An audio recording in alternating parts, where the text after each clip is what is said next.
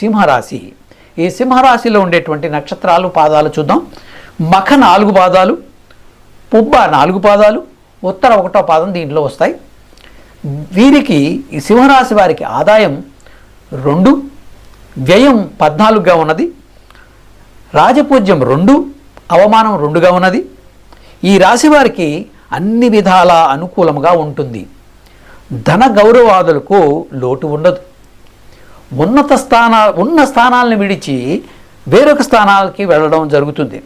స్థిరాస్తిని అభివృద్ధి చేస్తారు. విద్యార్థులకు శ్రమకు తగిన ఫలితం ఉంటుంది. ఉద్యోగులకు కోరుకున్న ప్రాంతాలకు ట్రాన్స్ఫర్స్ అవుతాయి. అన్ని విధాల అనుకూలమైనటువంటి కాలంగా చెప్పవచ్చు. రుణభారం కూడా తగ్గుతుంది. రాజకీయ నాయకులకు వారికి గుర్తింపు వచ్చి పదవులు లభించేటువంటి అవకాశం ఉన్నది. అలాగే వీరి అదృష్ట సంఖ్య 3